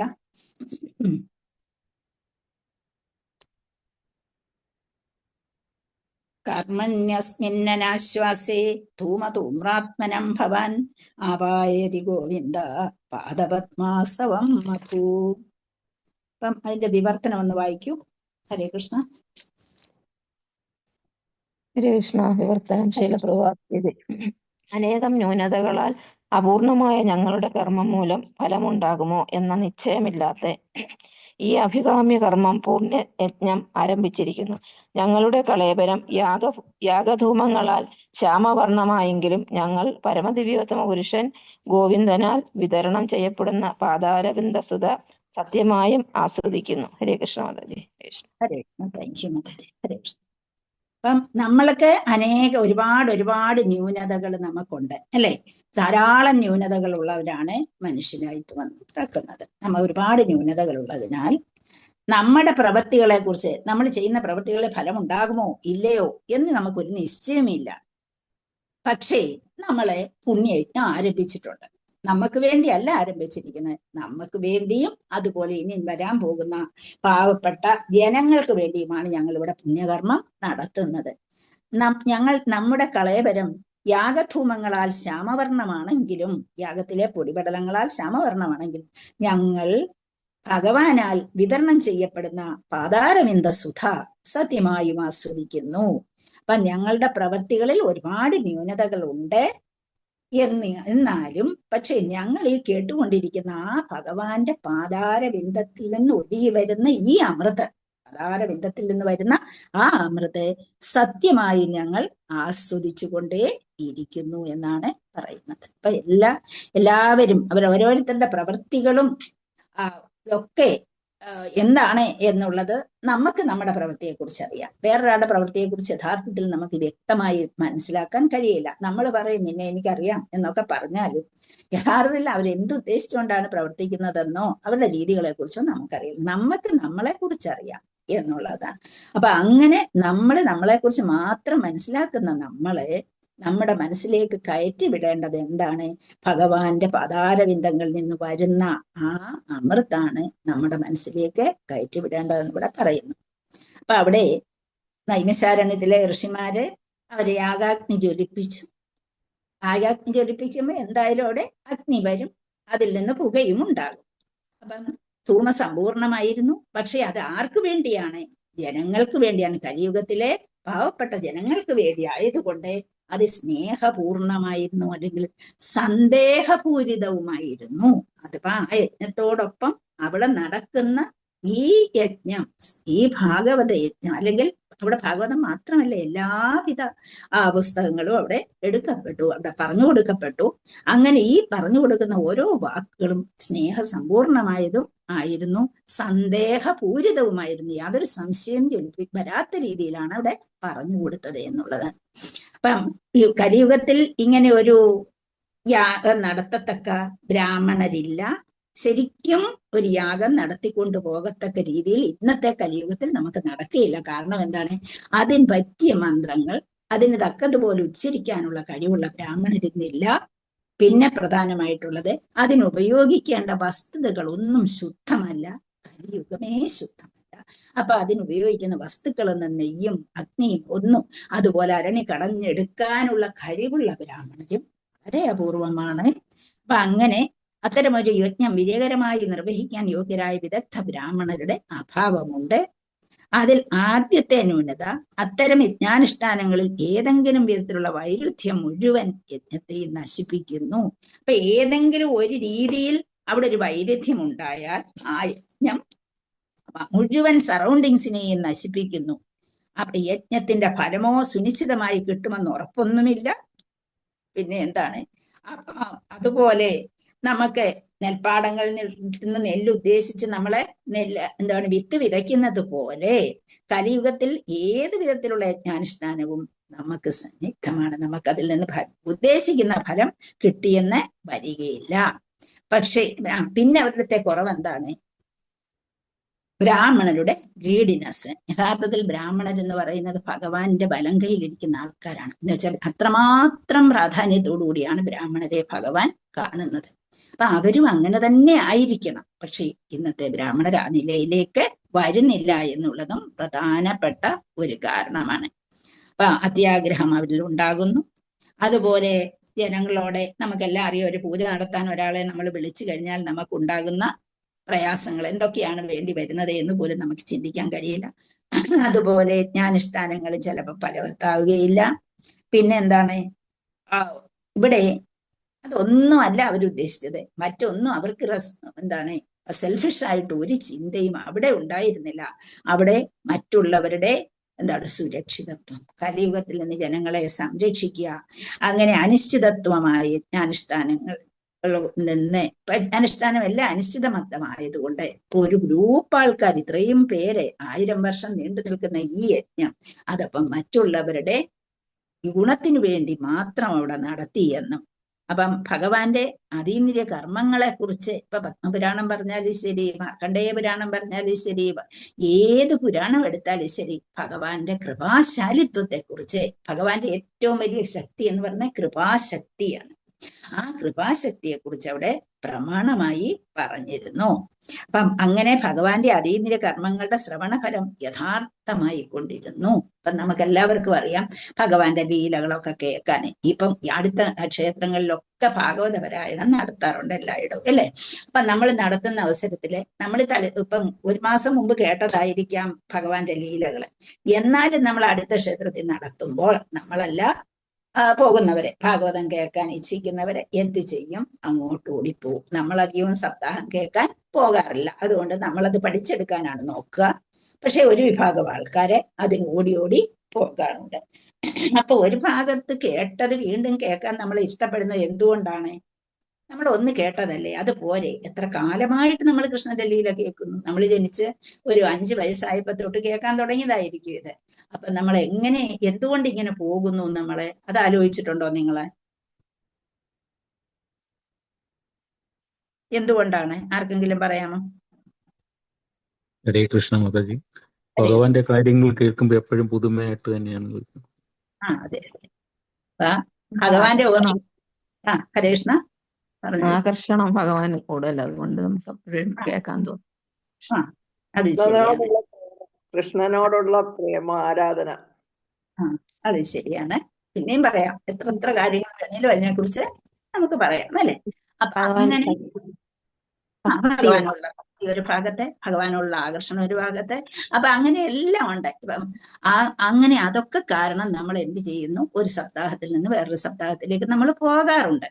അപ്പൊ നമ്മള് യഥാർത്ഥത്തിൽ അത് കേൾക്കുന്നതിൽ പല കുറവുകളും ചിലപ്പോഴുണ്ട്. അവരൊക്കെ വലിയ വലിയ ആചാര്യന്മാരാണ്, നമ്മളെപ്പോലെ ഒന്നും അല്ല. അവരൊക്കെ വലിയ വലിയ ആചാര്യന്മാരാണ്. പക്ഷെ അവര് മനസ്സിലാക്കിയിരിക്കുന്ന കാര്യങ്ങൾ എന്ത് ചെയ്യുന്നു? അതേപോലെ പറഞ്ഞു കൊടുക്കുന്നു. അതിൽ ചിലപ്പോൾ നമ്മളെ എന്ത് ചെയ്യുന്നു? നമ്മൾ ഈ ഭാഗവത്തിന് ഓരോ ശ്ലോകങ്ങളെയും കീറി മുറിച്ചാണ് നമ്മൾ പഠിക്കുന്നത്. ഓരോ വാക്കുകളെയും അതത്രമാത്രം ഇതായിട്ടാണ് നമ്മൾ പഠിക്കുന്നത്. അപ്പൊ അതിലുണ്ടാകുന്ന നമുക്ക് ആചാര്യന്മാർ പറഞ്ഞു തന്നിരിക്കുന്നതിൽ നിന്ന് അല്പ വ്യത്യാസമൊക്കെ അവിടെ കണ്ടെന്നിരിക്കാം. അതുകൊണ്ടാണ് നമ്മൾ അധികവും ഈ സപ്താഹങ്ങളിലേക്ക് പോകാൻ മടിക്കുന്നത്. എന്തുകൊണ്ട് പോകാൻ മടിക്കുന്നു എന്ന് പറഞ്ഞാൽ ഇതാണ് കാരണം. നമ്മൾ പഠിച്ചു വരുന്ന ആ ഒരു രീതിയിൽ നിന്ന് വ്യത്യസ്തമായിട്ട് അവരെ പല കാര്യങ്ങളും, ഇപ്പൊ ഞാൻ അതിന് എക്സാമ്പിൾ പറയേണ്ട കാര്യമില്ല, നിങ്ങൾക്കൊക്കെ അറിയാം. ഭഗവാന് രൂപമുണ്ട് എന്ന് നമ്മൾ മനസ്സിലാക്കി, അല്ലെ? ഭഗവാന്റെ ആ ഒരു രൂപത്തെ കുറിച്ച് നമുക്ക് കേൾക്കുന്നതും പറയുന്നതുമാണ് നമുക്ക് സന്തോഷകരമായിട്ടുള്ളത്, അല്ലെ? ഭഗവാൻ ലീലകളാടുന്നതും ഭഗവാൻ ആഹാരം കഴിക്കുന്നതും ഭഗവാന്റെ രൂപവും ഒക്കെ നമ്മൾ ഇങ്ങനെ കേട്ടിരിക്കുന്ന നമ്മളിലേക്ക് ഭഗവാന് അരൂപിയാണ് എന്ന് കേൾക്കുമ്പോൾ നമുക്കത് സഹിക്കാൻ അല്പം പ്രയാസം ഉണ്ടാകും, അല്ലേ?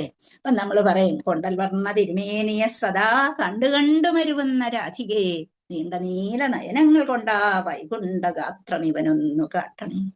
ഇന്ദ്രനീല മണി പോലെ മിന്നുമീ നന്ദനന്ദന സുവർണ വിഗ്രഹം ചന്ദ്രഭാനു ശതതുല്യ ശോഭയോടെ എന്നുമെൻ ഹൃദയ ഉല്ലസിക്കണേ. അപ്പൊ ഈ രൂപമാണ് നമ്മൾ അവിടെ പറയുന്നത്. കൊണ്ടൽ വർണ്ണ തിരുമേനിയാണ് ഭഗവാന്റേതെന്ന് നമ്മൾ കണ്ടിട്ട്, നീലനിറ വർണ്ണനായിട്ട് നമ്മൾ പറയുന്ന ആ ഇന്ദ്രനീല മണി പോലെ മിന്നുന്ന നീലനിറം കാണുമ്പോൾ ഭഗവാൻ എന്താണ് 10ാം ചാപ്റ്ററിൽ പറഞ്ഞേക്കുന്നത്? എവിടെയാണോ ആ നിറം കാണുമ്പോഴും എന്നെ ഓർക്കുക, അല്ലെ? വെള്ളത്തിന്റെ നിറം കാണുമ്പോഴാണെങ്കിൽ എന്നെ ഓർക്കുക. അപ്പൊ നമ്മളത് കേട്ട് നമ്മൾ അതിൽ നിന്ന് ഉറച്ചു പോയത് കൊണ്ട് ഭഗവാന് രൂപമില്ല എന്ന് പറയുമ്പോൾ നമുക്കതുമായിട്ട് യോജിക്കാൻ പറ്റാതെ വരികയും നമ്മൾ ചിലപ്പോൾ പോകാതിരിക്കുകയും ചെയ്യും. അല്ലാതെ അവരോട് മറ്റൊരു വിധത്തിലുള്ള എതിർപ്പ് ഉണ്ടായിട്ടല്ല എന്നുള്ളത് നമുക്കറിയാം. അങ്ങനെ നമ്മൾ അത് വ്യത്യസ്തമാണ് അവരുടെ മറ്റ് എക്സ്പ്ലനേഷൻസ് നമ്മുടെ എക്സ്പ്ലനേഷൻസിൽ. പിന്നെ കൂടാതെ തന്നെ ഇവിടുത്തെ കാര്യം പറയുമ്പോൾ യജ്ഞാനുഷ്ഠാനങ്ങൾ ഇവിടെ നടന്നുകൊണ്ടിരുന്നു, ഭഗവാന്റെ കീർത്തനങ്ങൾ ആലപിച്ചുകൊണ്ടിരുന്നു, അതിനെക്കുറിച്ച് വിശദീകരിച്ചു കൊണ്ടിരുന്നു. അപ്പൊ അതുപോലെ ഭഗവാന്റെ അതീന്ദ്രിയ കർമ്മങ്ങളുടെ ശ്രവണഫലം യാഥാർത്ഥമായി കൊണ്ടിരുന്നു. ഭക്ഷിച്ചുകൊണ്ടിരിക്കുന്ന ഒരുവന് ഭക്ഷണത്തിന്റെ സ്വാദ് അനുഭവിച്ചറിയാവുന്നത് പോലെ ഒരുവന് ഇതും പ്രായോഗികമായി അനുഭവിച്ചറിയാൻ കഴിയുന്നു. അപ്പം ഭഗവാനെ കുറിച്ച് മനസ്സിലാക്കും നമ്മൾ പ്രായോഗികമായി അത് ചിന്തിക്കുകയും ഭഗവാൻ ആരാണെന്ന് നമ്മുടെ മനസ്സിലേക്ക് ഉറയ്ക്കുകയും ചെയ്യും. കേട്ടുറയ്ക്കുക എന്നുള്ളതാണ്. അപ്പൊ നമ്മൾ എന്നും കേൾക്കുന്ന നിങ്ങളിപ്പൊ മിക്കവാറും രാവിലെ എന്നും കേൾക്കുന്ന ഈ കാര്യങ്ങളൊക്കെ സെയിം ആയിരിക്കും, അല്ലേ? ഇപ്പൊ ഞാൻ പറഞ്ഞത് തന്നെയാണ് ഇന്നലെ കേട്ടതും. അപ്പൊ ഓരോ ദിവസവും കേൾക്കുന്നതും അതിൽ നിന്ന് മാറ്റി നമുക്ക് പറയാൻ പറ്റുന്നില്ല. കാരണം എന്താ? ഭഗവാന്റെ കാര്യമാണ്, ഉള്ളതേ പറയാൻ പറ്റൂ. നമ്മുടെ ഭാവനയിൽ നിന്നിട്ടൊന്നും പറയാൻ പറ്റത്തില്ല. എല്ലാം ഭഗവാന്റെ കാര്യമായതുകൊണ്ട് നമ്മൾ ഉള്ളതേ പറയൂ. അത് തന്നെ നമുക്ക് കേൾക്കേണ്ടതായിട്ടും വരുന്നുണ്ട് എന്നുള്ളതാണ്. യജ്ഞഫലത്തെ കുറിച്ച് എന്താണ് മിക്കവാറും ആൾക്കാരൊക്കെ എന്ത് ചെയ്യും? ഈ ആരെങ്കിലും എന്തെങ്കിലും എഴുതി കൊടുത്താലോ നടത്താൻ, എന്തെങ്കിലും കർമ്മം നടത്താനും നമ്മൾ സന്ദേഹത്തോടു കൂടിയാണ് നമ്മൾ പലപ്പോഴും നടക്കുന്നത്. പക്ഷേ ഇവിടെയാണെങ്കിൽ ഈ യജ്ഞ നടത്തുന്ന സ്ഥലത്ത് ഇവിടെ നമുക്ക് ഒരു സന്ദേഹവും ആവശ്യമില്ല. നമ്മളൊന്നും ചെലവാക്കുന്നില്ല, അല്ലെ? നമ്മൾ കേൾക്കുന്നു എന്ന് മാത്രമേ ഉള്ളൂ. അതുകൊണ്ട് എവിടെ ഈ നൈമിശാരണ്യത്തിൽ അവർ കേട്ടുകൊണ്ടിരുന്നപ്പോഴേ സൂത ഗോസ്വാമിയിൽ നിന്ന് കേൾക്കുന്നത് സർവാതിശയമായിട്ടുള്ളതും ആത്മജ്ഞാനപരമായിട്ടുള്ളതും അതീന്ദ്രിയപരമായിട്ടുള്ള ഭഗവത് കർമ്മങ്ങൾ ശ്രവിച്ച് അവർ പൂർണ്ണ സംതൃപ്തരാകുകയാണ് ചെയ്തത് എന്നും പറയുന്നു. അപ്പം ഓരോരോ കാര്യങ്ങളിലും കലിയുഗത്തിൽ വിവിധ തരത്തിലുള്ള ഉത്കണ്ഠയിൽ ഉയർന്നവരാണ് ജനങ്ങളെ. അപ്പൊ അവരുടെ അഭികാമ്യ കർമ്മങ്ങളിൽ നിന്നൊക്കെ രക്ഷിക്കാനായിട്ട്, അവരുടെ സൈദ്ധാന്തിക വീക്ഷണങ്ങളിൽ നിന്നൊക്കെ രക്ഷിക്കാനായിട്ട് അപ്പം ഭക്തിയുത സേവനത്തിൽ അവരെ പിടിച്ചുയർത്തുമ്പോൾ എന്ത് ചെയ്യും? ഫലം സുനിശ്ചിതമായിട്ട് കിട്ടും. അതുകൊണ്ടാണ് ഭക്തിയുത സേവനത്തിലേക്ക് നമ്മളെ ആൾക്കാരെ കൊണ്ടുവരാൻ ശ്രമിക്കുന്നത് എന്നുള്ളതാണ് നമ്മളിവിടെ കാണുന്നത്. അപ്പൊ ആ ഭക്തിയുത സേവനത്തിൽ വരുന്ന ഒന്നും പാഴായി പോവുകയില്ല എന്ന് അവരെ പറഞ്ഞു തരികയും ചെയ്യുന്നു എന്നുള്ളതാണ് നമ്മളിവിടെ കാണുന്നത്. അപ്പൊ നമുക്ക് ജീവഗോസ്വാമി പറഞ്ഞിട്ടുണ്ട് 64 കാര്യങ്ങൾ ചെയ്യാൻ പറഞ്ഞിട്ടുണ്ട്. അതിൽ 5 എണ്ണം വളരെ പ്രധാനമായിട്ടുള്ളതും ഉണ്ട്. എന്തൊക്കെയാണ് 5 എണ്ണം? ഇപ്പൊ നിങ്ങൾക്ക് ബൈഹാർട്ടായിരിക്കും, എല്ലാവർക്കും അറിയുകയും ചെയ്യുമായിരിക്കും. എന്തൊക്കെയാണ്? ആരെങ്കിലും ഒന്ന് പറയൂ. 64 കാര്യങ്ങൾ നമ്മൾ ചെയ്യേണ്ടതിൽ 5 എണ്ണം നമ്മൾ അത്യാവശ്യമായിട്ട് ചെയ്തിരിക്കണം. നിങ്ങളിപ്പം പറയാം. ആർക്കും ഓർമ്മയുണ്ട്? നിങ്ങൾ എന്തിനാ ഇവിടെ കൂടിയിരിക്കുന്നത് ഇപ്പോഴേ? സാധുസംഘം അല്ലേ? എന്ന് വെച്ചാൽ കാര്യങ്ങൾ കേൾക്കാനായിട്ട് നമ്മളെ പോലുള്ള ഭക്തന്മാരുടെ സംഘത്തിൽ ഇരുന്നുകൊണ്ട് കാര്യങ്ങൾ കേൾക്കുക, സാധുസംഘം. പിന്നെ ഏറ്റവും പ്രധാനമായിട്ടുള്ളത് ഏതാണ്? നമ്മൾ ഡെയിലി ചെയ്യുന്നത് എന്താണ്? നാമസങ്കീർത്തനം. ഇത് മറക്കരുത് കേട്ടോ. പിന്നെന്താണ് നമ്മൾ ഡെയിലി ഇപ്പൊ കേട്ടോണ്ടിരിക്കുന്നത്? ഭഗവത് കഥകൾ ശ്രമിക്കുന്നു, ഭാഗവത ശ്രവണം. പിന്നെ നമ്മൾ എന്ത് ചെയ്യുന്നത്? പിന്നെ ചെയ്യേണ്ടത് എന്താണ്? നമ്മൾ എന്നും ഭഗവാനെ ആരാധിക്കും. ഒരു ഫോട്ടോ വെച്ചെങ്കിലും നമ്മൾ ഭഗവാനെ ആരാധിക്കത്തില്ലേ? വിളക്ക് കൊളുത്തി വെച്ച് ആരാധിക്കത്തില്ലേ? ഒരു പൂ കൊട്ടിയാൽ ഭഗവാന്റെ അടുത്ത് കൊണ്ടിടത്തില്ലേ? അപ്പൊ അതൊക്കെയും എന്താണ്? ശ്രീമൂർത്തി സേവയെ ശ്രദ്ധയോടുകൂടി ചെയ്യുക, അല്ലെ? ശ്രീമൂർത്തി സേവ അത് ശ്രദ്ധയോടെ ചെയ്യുക. പിന്നെ എന്താണ് പറഞ്ഞിരിക്കുന്നത്? മധുരവാസം പറഞ്ഞിട്ടുണ്ട്. അപ്പൊ നമ്മൾ മധുരയിൽ പോയി താമസിക്കുക എന്ന് പറയുന്ന നമുക്ക് എല്ലാം സാധ്യമല്ല. എന്നിരുന്നാൽ തന്നെയും നമ്മുടെ മനസ്സിനെ മധുരയിലേക്ക് വിടാൻ നമുക്ക് പ്രയാസമൊന്നുമില്ലല്ലോ. അങ്ങനെ മനസ്സിനെ അവിടെ ആക്കുക. അല്ലെങ്കിൽ എന്താണ്? നമ്മൾ പലപ്പോഴുമെങ്കിലും ചില ആൾക്കാർ ഞാൻ കണ്ടിട്ടുണ്ട്, ഈ ഗ്രൂപ്പിൽ പെട്ട മാതാജിമാരൊക്കെ എപ്പോഴും അവിടെ എവിടെയും നല്ല ക്ഷേത്രങ്ങളിലൊക്കെ പോയി നിന്ന് അവര് പോകുന്നത് എനിക്കറിയാം. അപ്പൊ അങ്ങനെ പോകുന്നു എന്നുള്ളത്, അപ്പൊ അവര് ആ പോക്കിൽ നിന്ന് പലതും മനസ്സിലാക്കിയെടുക്കാൻ ശ്രമിക്കുക. മധുരാവാസം എന്ന് പറയുമ്പോൾ മധുരയിൽ താമസിക്കുക എന്നുള്ളത് വർഷത്തിൽ ഒരിക്കലെങ്കിലും നമ്മൾ എവിടെയെങ്കിലും ഒക്കെ ഒന്ന് പോയി ഭഗവാനെ കാണാൻ ശ്രമിക്കുക. നമ്മളിവിടെ ഗുരുവായൂരോ ഇവിടെ തന്നെ പത്മനാഭ ക്ഷേത്രമോ ഒക്കെ ഉണ്ടല്ലോ, നമുക്ക് അവിടെയൊക്കെ പോകാൻ കഴിയും. അങ്ങനെ ഒരു വർഷത്തിൽ ഒരിക്കലെങ്കിലും അവിടെയൊക്കെ പോവുക. ഇതിനൊന്നും കഴിയുന്നില്ല, നമ്മുടെ വീട്ടിൽ അതിനുള്ള സാഹചര്യമൊന്നുമില്ല, അല്ലെങ്കിൽ കൊണ്ടുപോകാൻ ആളില്ല. അങ്ങനെയുള്ള ആൾക്കാരും ഉണ്ടാകാം. ഇന്നത് കുറവാണ്, ഇന്ന് എല്ലാവരും പോകും, അല്ലേ? അപ്പം അങ്ങനെ കൊണ്ടുപോകാൻ ആളില്ലെങ്കിൽ നമ്മുടെ മനസ്സിനെ മധുരയിലേക്ക് വിടാമല്ലോ. കൃഷ്ണൻ അവിടെയാണ് ജനിച്ചത്, കൃഷ്ണനെ കുറിച്ച് ഓർക്കുക, കൃഷ്ണന്റെ ലീലകൾ ഓർക്കുക. അപ്പം നമ്മൾ മധുരയിലായി, അല്ലേ? അപ്പം അതൊക്കെ ഏറ്റവും പ്രധാനപ്പെട്ട കാര്യങ്ങളാണ്. സാക്ഷാത്കാരത്തിനായി ഇതൊക്കെ നമ്മൾ അനുഷ്ഠിക്കണം. ഹരേ കൃഷ്ണ. അടുത്ത ശ്ലോകത്തിലേക്ക് പോകാം.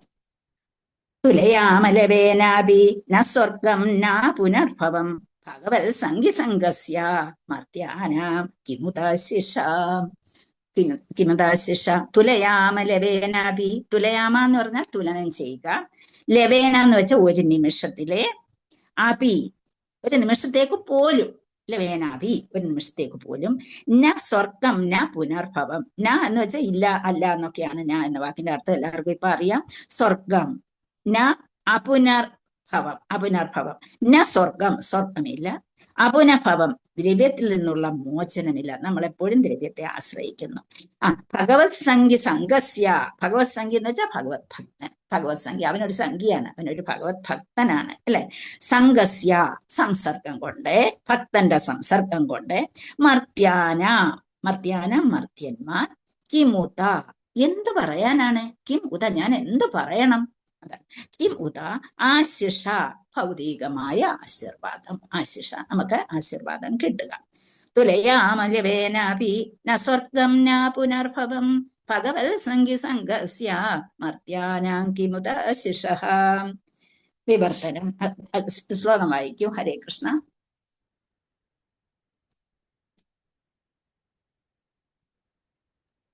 നിങ്ങൾക്ക് ശ്ലോകം വായിക്കാൻ വിളിച്ചാൽ പോലും ആരുമില്ല അല്ലേ? എനിക്ക് രണ്ട് ഗുരുഭ്യോ നമഃ. ക്ലാസ്സിലാണ് തുലയാമ ഹരേ കൃഷ്ണ. തുലയാമലരേനാപി ന സ്വർഗം ന പുനർഭവം ഭഗവൽ സംഗി സംഗസ്യ മർത്യാനാം കിമുദാശിഷഃ. ഹരേ കൃഷ്ണ മാതാജി. Thank you. അതിന്റെ വിവർത്തനം കൂടി വായിച്ചോളൂ മാതാജി. വിവർത്തനം ശിലപ്രവാദിക്ക് ഭഗവത് ഭക്തരുമായുള്ള ക്ഷണനേരത്തെ സംസർഗത്തെ സ്വർഗപ്രാപ്തിയുമായോ ഭൗതിക വസ്തുക്കളിൽ നിന്നുള്ള മോചനത്തോടു പോലുമോ താരതമ്യം ചെയ്യുക അസാധ്യമാണ് എന്നിരിക്കെ മൃത്യുവിനെ വിവക്ഷിക്കുന്ന പ്രാപഞ്ചിക അനുഗ്രഹങ്ങളായ ഭൗതിക സമൃദ്ധിയെ കുറിച്ച് എന്ത് പറയുവാനാണ്? Hare Krishna Mataji. Thank you Mataji. Thank you Mataji. ഭഗവത് ഭക്തരുമായുള്ള ഒരു നിമിഷത്തെ സംസർഗം പോലും നമുക്ക് ചിലപ്പോൾ സ്വർഗപ്രാപ്തിക്കോ ഭൗതിക വസ്തുക്കളിൽ നിന്നുള്ള മോചനത്തോട് പോലുമോ താരതമ്യം ചെയ്യാൻ ഒരിക്കലും അത് സാധ്യമല്ല എന്നാണ് പറയുക. അസാധ്യമാണ്. അങ്ങനെ മൃത്യുവിനെ വിവക്ഷിക്കുന്ന പ്രാപഞ്ചിക അനുഗ്രഹങ്ങളായ ഭൗതിക സമൃദ്ധിയെ കുറിച്ച് പിന്നെ എന്തു പറയാനാണ്? അപ്പം ഭഗവത് ഭക്തരുമായുള്ള ക്ഷണനേരത്തെ ഒരു ആ സംസർഗം മതി. എത്ര ശ്ലോകങ്ങളാണ് അതിനെക്കുറിച്ച് നമ്മൾ ഭാഗവത്തിൽ കേൾക്കുന്നതെന്നറിയാം. അപ്പൊ അവിടെ ഭഗവത് ഭക്തരുമായുള്ള ഒരു ക്ഷണനേരത്തെ സംസർഗം കൊണ്ട് എന്തെല്ലാം നേട്ടമാണോ നമുക്കുണ്ടാകുന്നത്, നമുക്ക് സ്വർഗപ്രാപ്തി കിട്ടുന്നതോ ഭൗതിക വസ്തുക്കളിൽ നിന്നുള്ള മോചനത്തോടോ ഇതിനോടൊന്നും നമുക്ക് ഇതിനെ താരതമ്യം ചെയ്യാൻ കഴിയില്ല. എന്തുകൊണ്ടായിരിക്കും ഒന്ന് ആലോചിച്ച് നോക്കിക്കേ. ഭഗവത് ഭക്തരെ കിട്ടി ഒരു നേരത്തെ അവരുടെ സംസർഗം, അതുകൊണ്ട് എന്തെല്ലാം നേടാൻ കഴിയും? സ്വർഗപ്രാപ്തി കിട്ടിയാലും വീണ്ടും നമ്മുടെ പുണ്യം തീരുമ്പോൾ തിരിച്ചിവിടെ വരേണ്ടി വരും അല്ലേ? ഇനിയും ഭൗതിക വസ്തുക്കളിൽ നിന്ന് വേഷ്ടമില്ല എന്ന് പറഞ്ഞുകൊണ്ട് നമ്മളെ കുറെ യോഗം ചെയ്യാൻ തുടങ്ങിയാലും നമുക്ക് വീണ്ടും ജന്മമെടുക്കേണ്ടത്. ഇവിടെ ഭഗവത് ഭക്തന്മാരുമായിട്ട് ഒരു ക്ഷണനേരം നമുക്ക് സംസർഗം ഉണ്ടായാൽ അവര് നമ്മളെ ഉയർത്തി നമ്മളെ എവിടെ കൊണ്ടുപോകും? ഭഗവത് പാദത്തിലേക്ക് അർപ്പിക്കാൻ അവർക്ക് കഴിയും. എക്സാമ്പിൾ പറയാമോ ആർക്കെങ്കിലും? ഹരേ കൃഷ്ണ മാതാജി. ഹരേ കൃഷ്ണ പ്രഭു. അതിനെക്കുറിച്ചൊരു കഥ ഞാൻ കേട്ടിട്ടുണ്ട്. നാരദ മഹർഷി ഭഗവാൻ ഏറ്റവും സത്സംഗം കൊണ്ടുള്ളപ്പോൾ അതെ എവിടെയൊക്കെയാണെന്ന് എക്സാമ്പിൾ പറഞ്ഞാൽ മതി. ഒന്ന് ബദരി ആശ്രമത്തിലെ, പിന്നെ അയോധ്യ, പിന്നെ കാശി, 3 സ്ഥലത്ത് വിടുന്നുണ്ട്. അവിടെ അതുണ്ട്. പിന്നെ എന്ത് പറയാം, നമ്മളെ നാരദ മഹർഷി എത്രയോ പേരെയാണ് ഉയർത്തി ഭക്തിയിൽ ആറാടിച്ചിട്ടുള്ളത്. എക്സാമ്പിൾ ഓർക്കുന്നുണ്ടോ? പ്രഹ്ലാദന്, ധ്രുവനെ, ധ്രുവ മഹാരാജാവിനെ അല്ലേ? നമ്മൾ അങ്ങനെ ഓരോരുത്തരും പൃഥു മഹാരാജാവിനെ അതുപോലെ അജാമിളന് കിട്ടിയ സംസർഗം ഒക്കെ ഉണ്ട്. അപ്പം അങ്ങനെ എന്താണ്, ചില സംസർഗം കൊണ്ട് നമ്മൾ താണു പോകും, ചില സംസർഗം കൊണ്ട് നമ്മളെ ഉയർന്നു വരും. അപ്പൊ ഭക്തിയിൽ ഉയർത്തിക്കൊണ്ടുപോകാൻ എവിടെ എന്തെല്ലാം പ്രശ്നങ്ങൾ ഉണ്ടാകുമ്പോഴും മിക്കവാറും ഭക്തിയിലേക്ക് ഉയർത്തിക്കൊണ്ടുപോയിട്ടുള്ള മഹർഷിയാണ് നാരദ മഹർഷി അല്ലേ? നാരദ മഹർഷിയുടെ പ്രത്യേകതയാണിത്. അതുപോലെ ഇപ്പൊ പ്രഭു പറഞ്ഞതുപോലെ സ്ഥലങ്ങളുടെ പ്രത്യേകത, ബദരീനാഥിനെയും അയോധ്യയെക്കുറിച്ചും കാശിയെക്കുറിച്ചും ഒക്കെ പറയുമ്പോൾ അവിടെ പോകുമ്പോൾ അവിടെയുള്ള ആൾക്കാരിൽ നിന്ന് നമ്മൾ ആ സ്ഥലം കാണാനായിട്ടല്ല നമ്മൾ പോകേണ്ടത്. ഇപ്പം ബദരീനാഥിൽ പോകുമ്പോൾ നമുക്കറിയാം അവിടുത്തെ പ്രത്യേകത അല്ലെ? അപ്പൊ അവിടെ ചെന്നിട്ട് അവിടുത്തെ ആ പ്രത്യേകതയും അവിടുത്തെ നേച്ചർ, പ്രകൃതിയും കാണാനല്ല നമ്മൾ അവിടെ പോകുന്നത്. ഭഗവാനെ കണ്ടു കഴിഞ്ഞാൽ നമ്മൾ അവിടുത്തെ കാര്യങ്ങൾ മനസ്സിലാക്കാൻ ശ്രമിക്കുക. അങ്ങനെ ഭക്തി പാരവശ്യം നമ്മളിൽ ഉയർത്തിക്കൊണ്ടുവരിക. അങ്ങനെ ഭക്തിയിലേക്ക് ഉയർന്നു പോകാനുള്ള സൗകര്യം ആരുണ്ടാകുന്നു? ഓരോ ഓരോ ആചാര്യന്മാർ ഇതുപോലെയുള്ള നല്ല ഭക്തന്മാര്, യഥാർത്ഥത്തിൽ മഹർഷിമാരല്ല, നല്ല ഭക്തന്മാരെ, അപ്പൊ നമ്മൾ ഒരുപാട് ഭക്തന്മാരെ കുറിച്ച് പഠിച്ചിട്ടുണ്ട്. ഈ ഭക്തന്മാര് നമ്മളെ ഉയർത്തി കൊണ്ടുപോയി ഭഗവത് പാദത്തിലേക്ക് എത്തിക്കാനുള്ള മാർഗം നമുക്ക് പറഞ്ഞു തരുന്നത് ഇവരിൽ നിന്നാണ് നമുക്ക് കിട്ടുന്നത്. അപ്പൊ അങ്ങനെ ഒരു ഭഗവാൻ തന്നെ എന്താണ് പറയുന്നത്, ഭക്തൻ പറഞ്ഞ പിന്നെ ഭഗവാൻ ഒരു വ്യത്യാസമില്ല.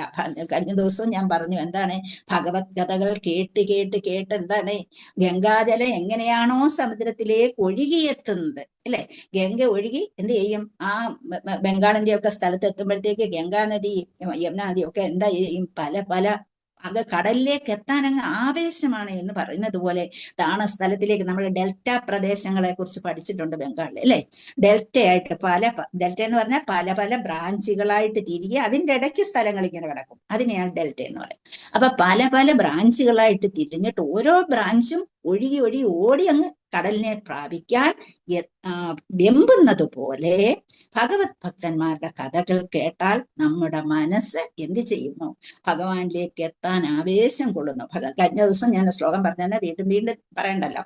അപ്പൊ എന്ത് ചെയ്യുന്നു, ഓരോ മനുഷ്യന്റെ മനസ്സിനെയും എന്താണ് ഭഗവാനിലേക്ക് അടുപ്പിക്കാൻ. ഇപ്പൊ ഭഗവാൻ പറയുന്നു, എന്റെ കഥകൾ കേട്ട് മനുഷ്യ മനസ്സ് എന്ത് ചെയ്യുന്നു, എന്നിലേക്ക് എത്താൻ ആവേശം കൊള്ളുന്നവരും ഉണ്ട് എന്നുള്ളതാണ്. അപ്പൊ നമുക്കറിയാം പല ഭക്തന്മാരും പല രീതിയിലാണ്. നിങ്ങൾ നിരത്യുപ്ന മഹാരാജാവിനെ കുറിച്ച് കേട്ട് കാണും, പുതിയ മിക്കവാറും എല്ലാവരും പോയിട്ടുള്ളവരുമായിരിക്കും. അപ്പം ക്ഷേത്രമൊക്കെ പണിതു, ക്ഷേത്ര പണിയെല്ലാം തീർന്നിട്ട് ഇന്ദ്രദ്യുമ്ന മഹാരാജാവ് ആഗ്രഹിക്കുന്നത് എന്താണ്, ഇനിയിപ്പം അവർ രണ്ടുപേരും കൂടെ നിൽക്കുകയാണ്, രാജ്ഞിയും രാജാവും കൂടെ നിൽക്കുമ്പോൾ ഭഗവാനോട് ഇങ്ങനെ പ്രാർത്ഥിക്കുകയാണ്, എന്താണ്, ഈ വംശം, രാജാവ് വിചാരിക്കുകയാണ് ഈ വംശം എന്നോടൊപ്പം അങ്ങ് ഇല്ലാതെയായിരിക്കും എന്നാശിക്കുന്നു. അപ്പൊ എന്തുകൊണ്ടാണ്, കാരണമുണ്ട്, വരാൻ പോകുന്ന തലമുറ ഭഗവാന്റെ ഗുണം മനസ്സിലാക്കാൻ കഴിയാത്തവരാണ് വരുന്നതെങ്കിൽ പിന്നെ ഇതുകൊണ്ടൊന്നും യാതൊരു ഗുണവും ഉണ്ടാകില്ല. അപ്പൊ ഭഗവാനെ കുറിച്ച് മനസ്സിലാക്കാൻ പറ്റിയ തലമുറയാണോ ഇനിയും വരുന്നത്, അങ്ങനെയുള്ള മക്കളാണോ എനിക്ക് കിട്ടുന്നത്, എങ്കിൽ മാത്രമേ അതുകൊണ്ട് ഫലമുള്ളൂ. ഇല്ലെങ്കിൽ പിന്നെ ഞാൻ ഉണ്ടാക്കിയിട്ടതെല്ലാം ഈ അമ്പലവും ഇതെല്ലാം വെറുതെ ആയി പോകുമെന്ന് പറയും.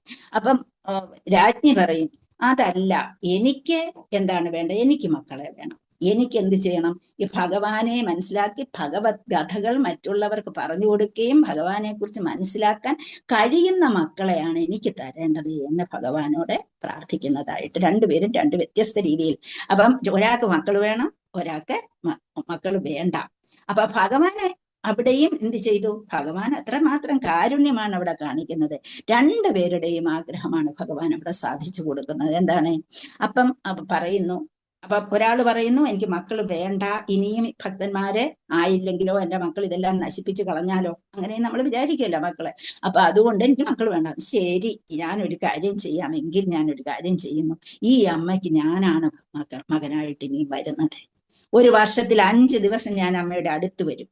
യശോദാമ്മ എന്നെ എങ്ങനെ നോക്കിയോ അതുപോലെ അമ്മ എന്നെ നോക്കണം എന്നവിടെ വെച്ച് പറയുന്നു.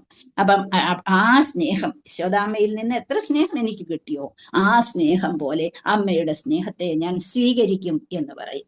അപ്പൊ അതുപോലെ അങ്ങനെയാണ് ഇപ്പം ഗുണ്ടീച മന്ദിരത്തിലേക്ക് പോകുന്നു, അനവസരം കഴിഞ്ഞിട്ട് പോകുന്ന, അതൊക്കെ നിങ്ങൾക്ക് അറിയാവുന്ന കാര്യമാണല്ലോ. അപ്പൊ അങ്ങനെ ഒരുപാട് പേര് ഈ ക്ലാസ്സുകൾ എടുത്തതാണ്, അതുകൊണ്ട് നിങ്ങൾക്ക് കഥകളെല്ലാം അറിയാം.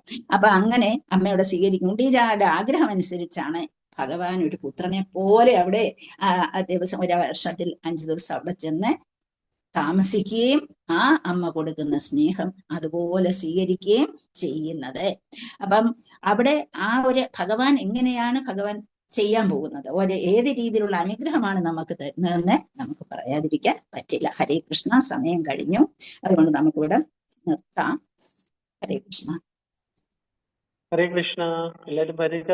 മാതാജിയുടെ ക്ലാസ് യാതൊരു